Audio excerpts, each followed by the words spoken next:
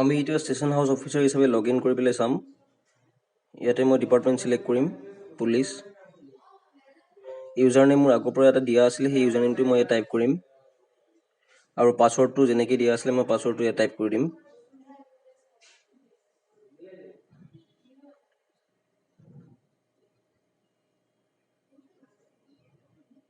তাৰ তলতে কেপচা আছে, কেপচাটো যেনেকৈ দিয়া আছে আপুনি তেনেকৈ স্মল লেটাৰ বা বিগ লেটাৰত আপুনি লিখি দিব।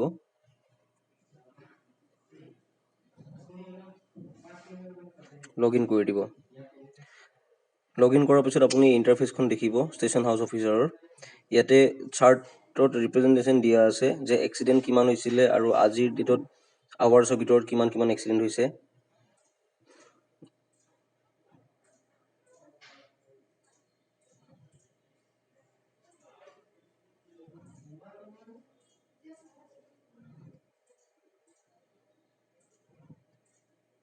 ইয়াতে টোটেল নাম্বাৰ অফ এক্সিডেণ্টছ 84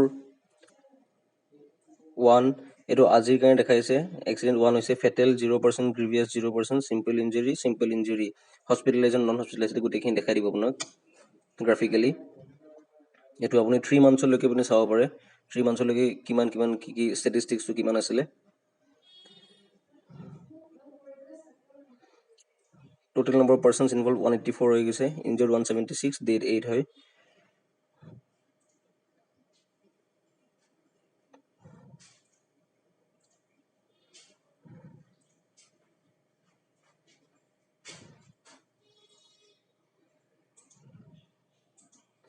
এতিয়া আমি ইয়াৰে লেফ্টত মেনুখন আমি দেখাই আছোঁ। মেনুত কি কি অপশ্যন আছে। ডেছবৰ্ড বুলি ক'লে এইখন ডেছবৰ্ডে হয়।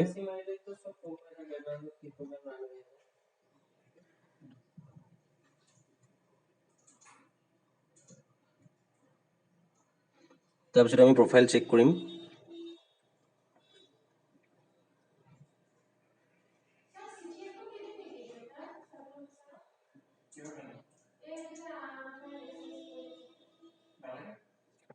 প্ৰফাইলত আপুনি দেখা পাব ডিপাৰ্টমেণ্ট, ৰোল দেখা পাব, police station, district, state, mobile number. এইটো ফিল্ড অফিচাৰ ৱাইজ এক্সিডেণ্ট দেখাই দিব, ফিল্ড অফিচাৰ কোন কোন আছিলে তেওঁৰ আণ্ডাৰত, হেৰাৰ্কি ৱাইজ দেখাই দিয়ে।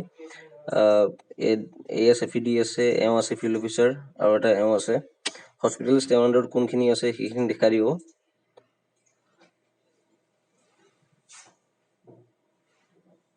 এতিয়া প্ৰফাইলৰ পিছত আমি ছেটিংছলৈ যাম।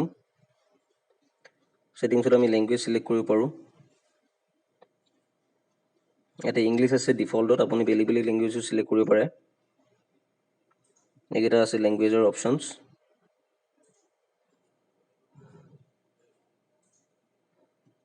ইউজাৰ মেনেজমেণ্টত তেওঁ ষ্টেচন হাউচ অফিচাৰ হিচাপে তেওঁ ফিল্ড অফিচাৰ যোনখিনি আছে, ফিল্ড অফিচাৰক তেওঁ ইয়াৰ পৰা কণ্ট্ৰল কৰিব পাৰে আৰু নতুন ইউজাৰ নেম বা পাছৱৰ্ড ইয়াৰ পৰা তেওঁ দিব পাৰে।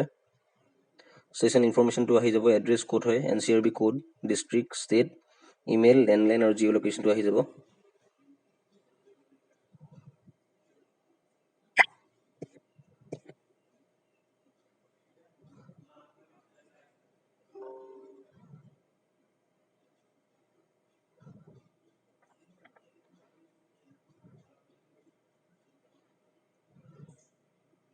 ফিডবেক যদি আপুনি যদি কিবা এণ্ট্ৰি কৰিব বিচাৰিছে এবাউট দিছ এপ, ইয়াতে আপুনি ফিডবেক এণ্ট্ৰি কৰিব পাৰে।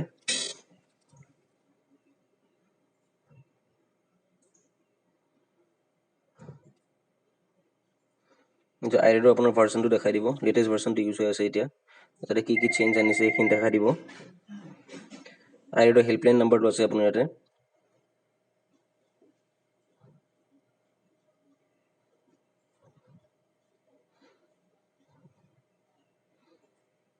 এতিয়া আমি ইয়াতে ৰিপৰ্টছত আমি ৰিপৰ্ট জেনেৰেট কৰিব পাৰোঁ, according to month of year, according to area and time off day, weather condition, classification of road environment, road features, junction type, traffic control junction, pedestrian infrastructure, impacting vehicle objects, impacting vehicles, load condition, type of collision, traffic violations, use and non-use safety device victim, license of drivers, type of road users, victim age and gender, তো এনেকুৱা ধৰণে আমি report generate কৰিব পাৰে, আইদাৰ PDF ফৰ্মেটত আহিব বা Excel ফৰ্মেটত আহি যাব ৰিপৰ্টটো, আৰু আপুনি ভিউ কৰিব পাৰিব বা প্ৰিণ্ট আউটো কৰিব পাৰিব।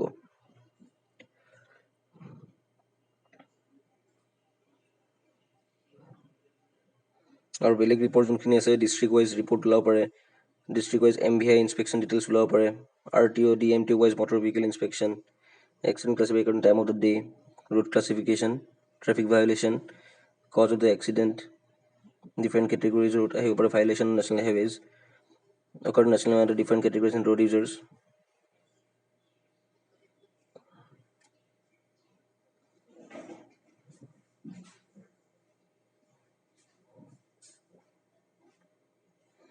এইটো হৈছে ৰিপৰ্টটো যোনটো দেখাব মান্থ ৱাইজ, ৰুৰেলত কি আছে, আৰ্বেনত কি আছে।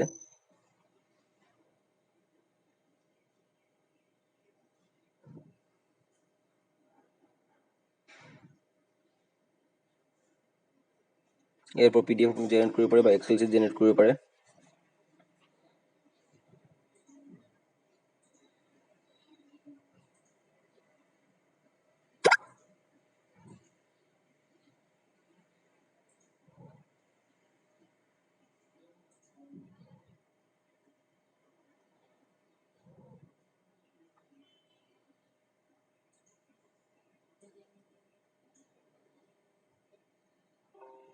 এই বস্তুটো আপুনি যোনটো ৱেব পেজ যোনটো আছে, ৱেব পেজৰ পৰা আপুনি এই ৰিপৰ্টটো জেনেৰেট কৰিব পাৰে PDF বা এক্সেল ফৰ্মেটত। এতিয়া আমি এটা কেছ এটা চাম যোনটো ফিল্ড অফিচাৰে এণ্ট্ৰি কৰিছিলে, সেইটো লিষ্টৰ টেবটোত দেখা পাব, কমপ্লিটেড ছেকশ্যনত আহি যাব। এতিয়া এই কমপ্লিটেড আমাৰ যোনটো এক্সিডেণ্ট আছিল 0088 আছিলে, আমাৰ এই এক্সিডেণ্ট ডিটেইলছটো দিবৰ লগে লগে এইখিনি ডিটেইলছটো আহি যাব।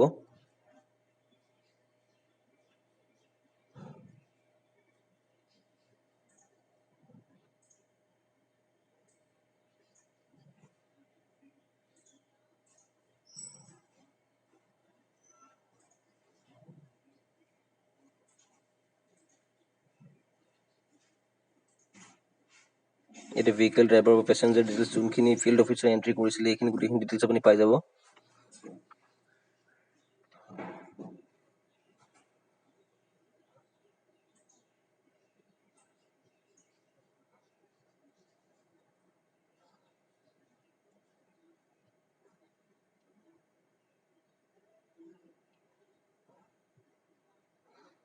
ড্ৰাইভাৰৰ ডিটেইলছটো আহি যাব, আমি যোনটো লাইচেঞ্চ নাম্বাৰ এণ্ট্ৰি কৰিছিলোঁ তেওঁৰ এগেইনষ্টত গোটেইখিনি তেওঁৰ ডিটেইলছ অট'মেটিক জেনেৰেট হৈ যায় সাৰথি এপৰ পৰা, আৰু তাতে আপুনি গোটেইখিনি তেওঁৰ ডিটেইলছখিনি পাই যাব। ট্ৰিটমেণ্টৰ ইনফৰ্মেশ্যনটো ক্লিক কৰিব পাৰে, কৰিলে আপুনি তেওঁ এটা ড্ৰাইভ টেষ্ট আৰু পষ্টমৰ্টম ৰিকুৱেষ্ট এটা পঠাব পাৰে to the registered hospital. Transport ডিপাৰ্টমেণ্টৰ ডিটেইলছ আছে, কিন্তু এতিয়া নেদেখায় বিকজ ট্ৰেন্সপৰ্টে একো এতিয়ালৈ ডাটা এণ্ট্ৰি কৰা নাই। পেডেষ্ট্ৰিয়ান ডিটেইলছ একো দিয়াই নাছিলোঁ, 0 আছিলে ইঞ্জুৰিৰ ডেট। ৰোড ডিটেইলছ ইয়াতে ডাটা এতিয়ালৈ অহা নাই, MVI RTO ওচৰত যোৱা নাই।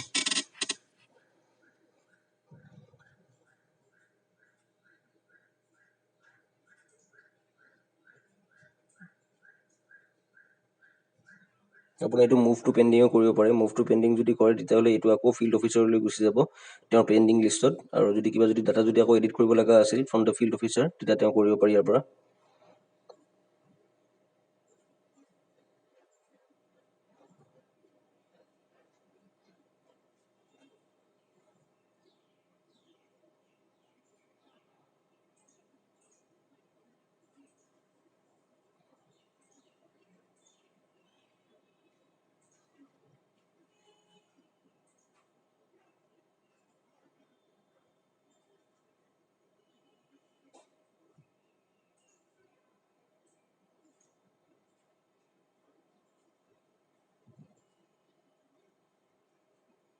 এইটো আপুনি ফাইলটো ছেভো কৰিব পাৰে।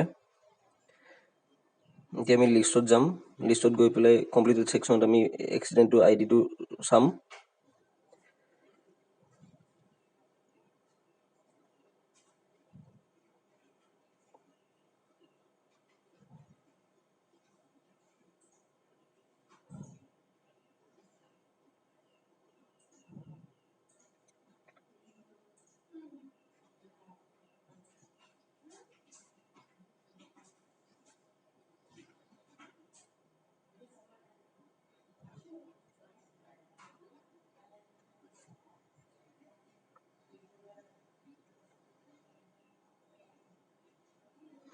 এতিয়া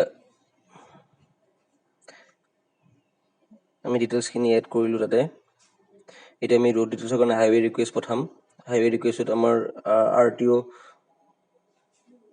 হাইৱে ৰিকুৱেষ্টৰ কাৰণে হাইৱে ডিপাৰ্টমেণ্টলৈ গুচি যাব এইটো। এইকেইটা ৰোড টাইপছ মোৰ আগৰ পৰা বনোৱা আছিলে, ইউজাৰ নেম আৰু পাছৱৰ্ড ID, গতিকে সেই হিচাপে আমি ৰিকুৱেষ্টটো ইয়াৰ পৰা পঠাই দিম।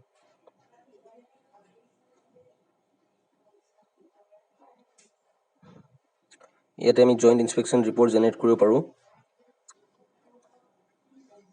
JIR-ত যদি আপুনি ক্লিক কৰে, আপুনি জইণ্ট ইনস্পেকশ্যন ৰিপৰ্ট জেনেৰেট কৰিব পাৰিব।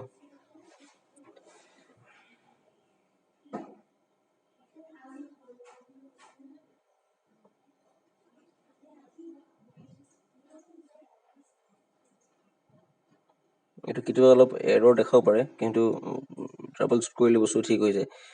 এতিয়া আমি লগ আউট কৰোঁ ইয়াৰ পৰা লগ আউট কৰি পেলাই আমি MVI আৰু RTO কোনখিনি ৰেছপনচিবিলিটি আছে ডাটা এণ্ট্ৰি কৰি পেলাই এইখিনি দেখাই দিম।